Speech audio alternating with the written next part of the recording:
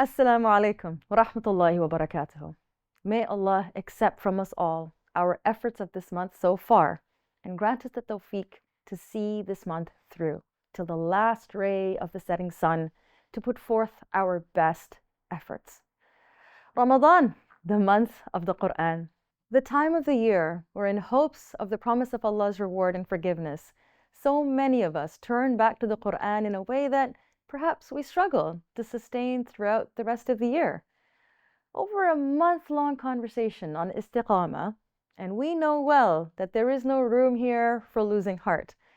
We carry on, firm on La ilaha illallah, striving to ensure each day and each year is better than what is past. In every prayer, we revisit Surah Al-Fatiha. We move through the ayat of love and hope and fear of Allah subhanahu wa ta'ala, reaffirming our submission to Him and ending with dua for our collective guidance to the upright path. The path of those who are blessed, not of those who Allah is displeased with or those who are astray. In the Qur'an, the next surah is Al-Baqarah, which describes each of these groups in great detail. Enough for us to pause on today is just the first two ayat. Alif Lam Mim, ذَلِكَ الْكِتَابُ لَا رَيْبَ فِيهِ هُدًى لِلْمُتَّقِينَ. This is the book, there is no doubt in it, a guide for those mindful of Allah. The pathway to becoming of those with whom Allah is pleased is through the Qur'an. To proclaim La ilaha illallah is to shudder at being distant from the word of Allah.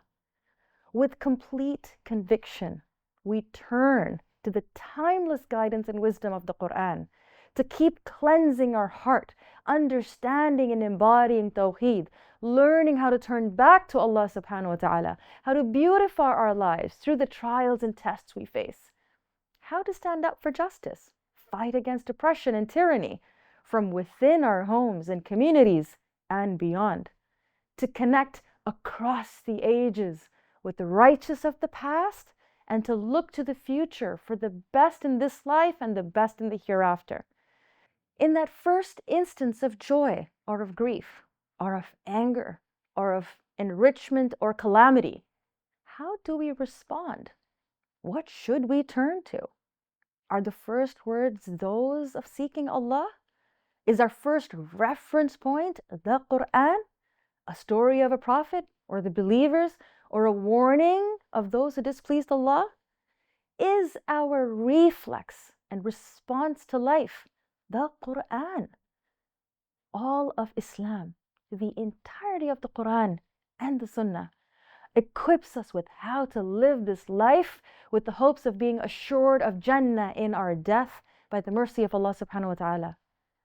Our Istiqamah is directly dependent on our clarity of tawheed, which is put into sharp focus and practice through our connection with the Qur'an and the worldview that accompanies it.